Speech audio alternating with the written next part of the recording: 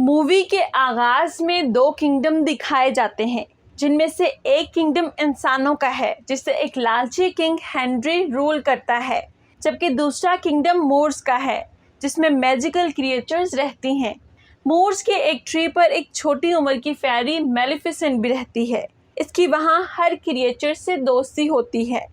एक दिन वहाँ ह्यूमन किंगडम से एक बच्चा आता है और रिवर ऑफ जूल से जूल चोरी करता है। मेलिफिसेंट को पिक्सीज, फ्लिटर, नॉट क्रास और हैजर्ड से इस बच्चे के आने की खबर मिलती है और वो इस बच्चे से मिलने जाती है। वो बच्चे से झूल लेकर इसे दरिया में फेंक देती है और उसको ह्यूमन किंगडम की तरफ छोड़ने जाती है। रास्ते में वो बच्चा मेलिफिसेंट को बताता है कि उसका एम है कि वो एक दिन कैसल में जाए, लेकिन अभी तो वो ऑर्फन होने की वजह से बान में रहता है। जब वो दोनों रास्ते जुदा करने लगते हैं तो वो बच्चा अपना नाम स्टीफन बताकर अपना हाथ आगे करता है। मेलिफिसेंट हाथ मिलाते ही दर्द की वजह से हाथ पीछे कर लेती है और स्टीफन के पूछने पर बताती है कि तुमने हाथ में आयरन की रिंग पहन रखी है और फेरीज आयरन से हर्ट होती हैं। इस पर स्टीफन अपनी रिंग उतार के फेंक देता है और जाते हुए दोबारा आने का वादा करता है। मेलिफिसेंट स्टीफन के रिंग फेंकने के अमल से बहुत मुतासिर होती है और वो सारा वक्त इसके बारे में सोचती रहती है। कुछ हफ्तों बाद स्टीफन दोबारा मिलने आता है और फिर वो बार बार आता रहता है और इस तरह वो बहुत अच्छे दोस्त बन जाते हैं। इन दोनों के जहन में ये बात बिल्कुल भी नहीं थी कि हम एक दूसरे के दुश्मन किंगडम में से हैं। वो दोनों एक दूसरे के साथ खेलते और अच्छा वक्त गुजारते। इसी तरह वक्त गुजरता गया और वो 16 साल के हो गए। अब वो एक दूसरे को पसंद करने लगे थे और मेलिफिसेंट को लगता था कि इंसान परियों के दुश्मन नहीं होते, बल्कि वो तो बहुत अच्छे होते हैं। वो नहीं जानती थी कि इंसानों के अंदर लालच नाम की एक बड़ी खामी मौजूद होती है, जो कि इंसान से कुछ भी करवा सकती है।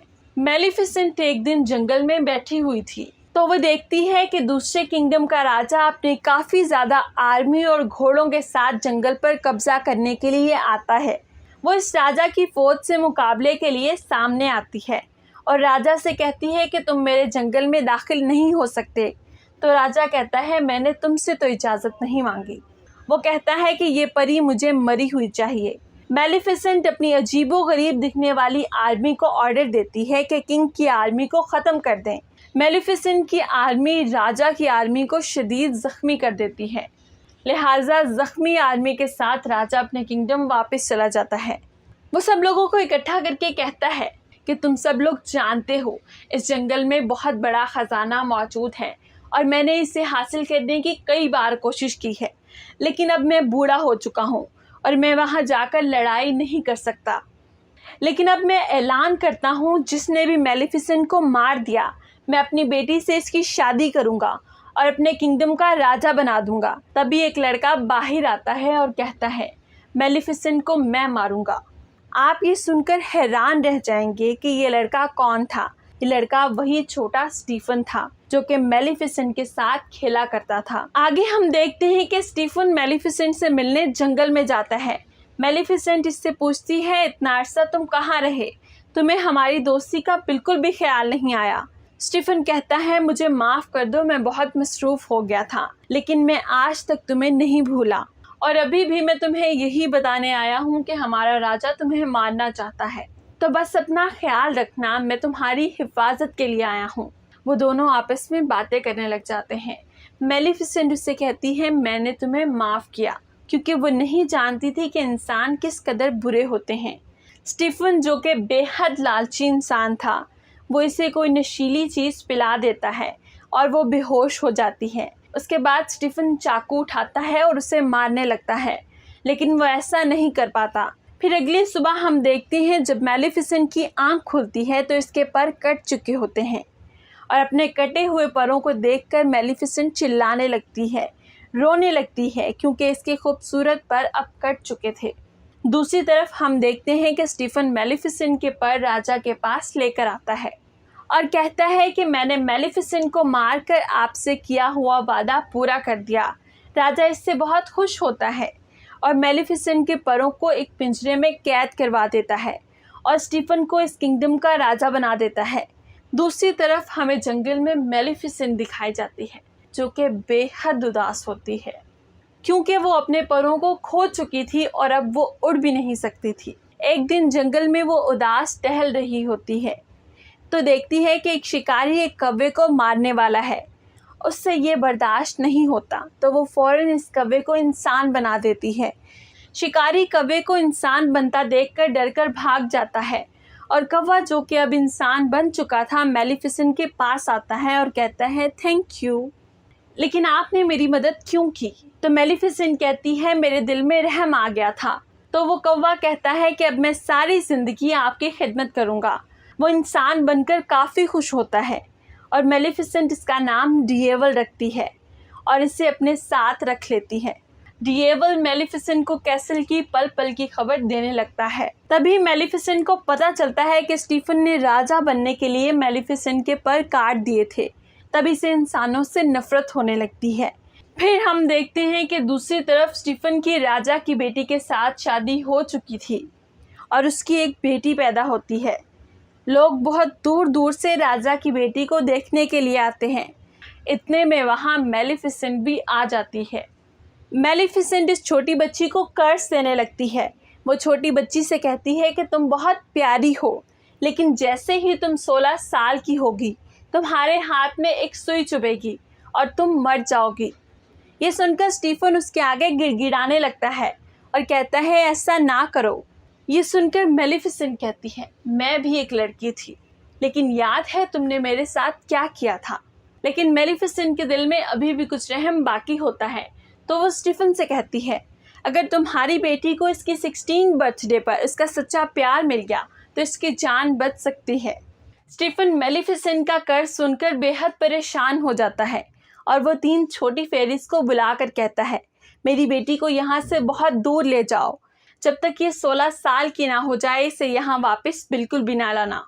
इसके बाद वो मेलिफिसेंट के जंगल पर हमला करने के लिए निकल जाता है, लेकिन वो ऐसा नहीं कर पाता क्योंकि जंगल की बाउंड्रीज को मेलिफिसेंट ने अपनी पावर से कवर कर रखा था। फिर हमें वो छोटी प्रिंसेस दिखाई जाती है जो कि स्टीफन की बेटी होती है। उसका नाम अरोरा होता है। वो 3 परियां इसे कैसल से बहुत दूर लेकर चली जाती हैं, लेकिन मेलिफिसेंट ये बात जानती थी कि अरोरा कहाँ रहती है। वो इस छोटी बच्ची से नफरत करती है और इसे डराने की कोशिश करती है, लेकिन अरोरा उसे देखकर मुस्कुराने लगती है। ये सब देखकर मेलिफिसेंट का दिल भी उसके लिए नरम होने लगता है, क्योंकि मेलिफिसेंट एक बहुत अच्छी परी थी। वो 3 परियां जिनके पास प्रिंसेस रहती थी वो काफ़ी केयरलेस थी और वो बिल्कुल भी अरोरा का ख्याल नहीं रखती थी। तो वहाँ मेलिफिसेंट अरोरा का ख्याल रखती थी, उसकी जान बचाती थी। वक्त के साथ साथ अरोरा बड़ी होने लगती है। जब अरोरा 15 साल की हो जाती है तो वो 3 परियां इसको एक ऐसी जगह पर ले जाती हैं जो कि बाउंड्री के अंदर थी और वहाँ वो मेलिफिसेंट की बनाई हुई बाउंड्री देखती है। उसे लगता है इस बाउंड्री के अंदर कोई रहता है। तभी वो आवाज़ देने लगती है, कोई है तो सामने आओ, मुझे बहुत से सवाल पूछने हैं। उस वक्त मेलिफिसेंट प्रिंसेस अरोरा के सामने आ जाती है। अरोरा मेलिफिसेंट को देखकर खुशी से चिल्लाने लगती है और कहती है, आप तो वही हैं जो बचपन से मेरा ख्याल रखती हैं। आप तो मेरी माँ हैं, मैं आपको पहचानती हूँ और जो आपके साथ कौवा है ना, वो भी मुझे बहुत पसंद है। मेलिफिसेंट को अरोरा से इस किस्म की बातों की बिल्कुल भी उम्मीद नहीं होती, इसलिए वो अंदर अंदर से खुश होने लगती है क्योंकि वो दिल की बहुत अच्छी थी और वो अरोरा से प्यार करने लगती है। दोनों में बहुत अच्छी दोस्ती हो जाती है। वो बिल्कुल माँ बेटी की तरह एक साथ वक्त गुजारने लगती हैं, खेलती हैं, बातें करती हैं। मेलिफिसेंट अब बिल्कुल भी नहीं चाहती थी कि जो कर्ज इसने अरोरा को दिया था वो इससे लगे। एक दिन जब अरोरा सो रही होती है तो मेलिफिसेंट अपनी सारी पावर्स यूज़ करके वो कर्ज वापस लेने की बहुत कोशिश करती है, लेकिन इसे पता चलता है कि इतने साल पहले दिया गया कर्ज अब वापस नहीं हो सकता, और स्पेशली तब जब इसके कंप्लीट होने का वक्त बहुत करीब हो। इस बात को लेकर मेलिफिसेंट बहुत परेशान थी क्योंकि अरोरा का 16वां बर्थडे अब आने ही वाला था। तब मेलिफिसेंट दुआ करती है कि जल्द ही इसे इसका सच्चा प्यार मिल जाए ताकि ये कर्ज ख़त्म हो जाए। इसके बाद हमें दिखाया जाता है कि अरोरा मेलिफिसेंट से बातें कर रही होती है अरोरा मेलिफिसेंट से पूछती है कि सारी परियों के पर होते हैं, लेकिन आपके पर कहाँ गए? तो मेलिफिसेंट जवाब देती है, मेरे भी पर हुआ करते थे, लेकिन किसी इंसान ने इन्हें मुझसे छीन लिया। मैं इनके साथ बहुत खुश थी। मैं आसमान में बहुत ऊंचा उड़ा करती थी। वो मुझे बहुत याद आते हैं।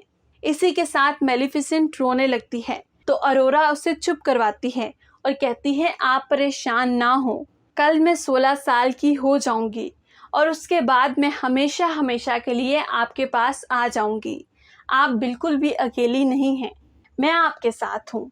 लेकिन मेलिफिसेंट ये बात जानती थी कि ऐसा बिल्कुल भी मुमकिन नहीं हो सकता जब तक इसे इसका सच्चा प्यार ना मिल जाए। लेकिन एक दिन में तो इसे इसका सच्चा प्यार नहीं मिल सकता।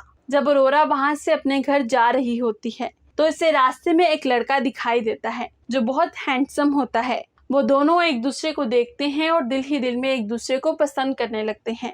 खैर, प्रिंसेस अरोरा अपने घर चली जाती है और तीनों परियों से कहती है, मैं यहाँ से जाना चाहती हूँ। तो परियों को लगता है कि शायद इसे इस बात का पता चल चुका है कि इसके पेरेंट्स जिंदा हैं और वो कैसल जाना चाहती है। वो परियां इसे मेलिफिसेंट के कर्ज के बारे में बता देती हैं कि मेलिफिसेंट ने तुम्हें कर्ज किया था, जब तुम 16 साल की होगी तो चरखे पर अपनी उंगली जख्मी करके मर जाओगी। ये सुनकर अरोरा को अपने कानों पर यकीन नहीं आता। वो बहुत उदास होकर मेलिफिसेंट के पास जाती है और कहती है, जो भी मैंने सुना क्या वो सच है? तो मेलिफिसेंट इसे बड़े प्यार से कहती है कि ये सच है, मैंने तुम्हें कर्ज दिया था, लेकिन अब मेरा दिल बदल चुका है। मैंने सिर्फ तुम्हारे फादर की वजह से ऐसा किया था। मैं भी अब ये नहीं चाहती कि तुम मर जाओ। मैं तुमसे बहुत प्यार करती हूँ। लेकिन प्रिंसेस अरोरा काफी हर्ट हो जाती है और वो रोते हुए वहां से चली जाती है और कैसल में जाकर अपने फादर यानी स्टीफन के गले लग जाती है और उसे कहती है, बाबा, मैंने आपको बहुत मिस किया। मुझे लगता था कि शायद मैं अकेली हूँ। स्टीफन को परियों पर बहुत गुस्सा आता है। वो कहता है, जब मैंने तुम लोगों से कहा था कि इसको यहाँ पर नहीं लेकर आना, तो तुम लोग इसको यहाँ पर क्यों लेकर आई हो? और वो भी तब जब इसका कर्ज पूरा होने वाला है। वो अपने लोगों को ऑर्डर देता है कि इसे कमरे में बंद कर दो और इसके इर्द गिर्द कोई भी चीज ना पड़ी हो और ना ही कोई इसके पास जाए। लेकिन वो राजा कर्ज को रोक तो नहीं सकता था। इसीलिए जैसे ही अरोरा का बर्थडे करीब आता है तो कर्ज के असर में अरोरा खुद ब खुद स्पिनिंग व्हील्स के तहखाने में जाने लगती है और कर्ज की वजह से स्पिनिंग व्हील की सुई पर अपना हाथ जख्मी करके गहरी नींद सो जाती है। राजा बहुत परेशान होता है क्योंकि उसकी बेटी गहरी नींद में जा चुकी थी। जब ये खबर मेलिफिसेंट तक पहुंचती है तो वो भी बहुत उदास हो जाती है। वो उस लड़के को बुलाती है जो कि अरोरा को रास्ते में मिला था।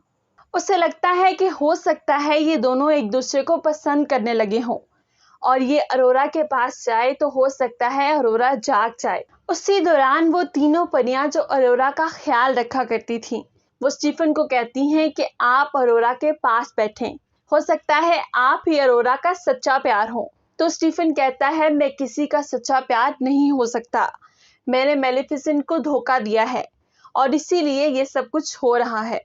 उसी वक्त मेलिफिसेंट इस लड़के को लेकर वहां आती है। जब वो लड़का अरोरा के पास जाता है तो अरोरा सोई रहती है। तब मेलिफिसेंट को पता चल जाता है कि ये इसका ट्रू लव नहीं है। मेलिफिसेंट ये देखकर रोने लगती है और सोई हुई अरोरा को कहती है, मैं तुमसे बहुत प्यार करती हूँ और मैं तुम्हें बहुत याद करूंगी। और रोते हुए मेलिफिसेंट उसके माथे पर प्यार करती है और वहां से जाने लगती है। लेकिन तभी उसे एक आवाज सुनाई देती है, रुकिए मदर। और ये आवाज प्रिंसेस अरोरा की होती है। जी हाँ, अरोरा का ट्रू लव यानी उसका सच्चा प्यार मेलिफिसेंट ही थी, क्योंकि वो इसे दिल से प्यार करती थी। अरोरा मेलिफिसेंट से कहती है, मैं आपके साथ जंगल में जाना चाहती हूँ। तभी स्टीफन के लोग उस पर लोहे का जाल डाल देते हैं। लोहे के जाल की वजह से मेलिफिसेंट की पावर्स खत्म होने लगती हैं और वो अपने कव्वे को ड्रैगन बना देती है। डिएवल अपने मुंह से आग निकालकर वहां मौजूद सभी लोगों को जलाने लगता है और मेलिफिसेंट को भी जाल से आजाद कर देता है। तभी वहां स्टीफन आयरन आर्मर पहनकर आ जाता है ताकि मेलिफिसेंट को मार सके। अरोरा को मेलिफिसेंट के पर नजर आते हैं जो कि मेलिफिसेंट को पास महसूस करके बड़ी तेजी से मूव कर रहे होते हैं। अरोरा उन परों को आजाद कर देती है और वो खुद ब खुद मेलिफिसेंट के साथ जाकर जुड़ जाते हैं। मेलिफिसेंट दोबारा से उड़ने लगती है और वो स्टीफन को भी अपने साथ उड़ा लेती है। स्टीफन उस पर हमला करता है जिसकी वजह से वो दोनों कैसल से नीचे गिरने लगते हैं। स्टीफन ने मेलिफिसेंट के परों को पकड़ा हुआ होता है ताकि वो उड़ ना सके, लेकिन मेलिफिसेंट अपने परों को खोलकर उड़ जाती है और स्टीफन जमीन पर गिर के मर जाता है। अब लालची इंसान स्टीफन मर चुका था और सब कुछ ठीक हो चुका था। अगली सुबह हम देखते हैं कि मेलिफिसेंट उन बाउंड्रीज को हटा देती है जो उसने जंगल के गिर्द क्रिएट की थी। वहां पर दोबारा से फूल खिलने लगते हैं और खुशहाली वापस आ जाती है। उसके बाद मेलिफिसेंट प्रिंसेस अरोरा से कहती है कि आज के बाद तुम इस जंगल की रानी हो। ह्यूमन किंगडम और फेरिस किंगडम आपस में मिल जाते हैं और सब हंसी खुशी रहने लगते हैं। Thanks for watching.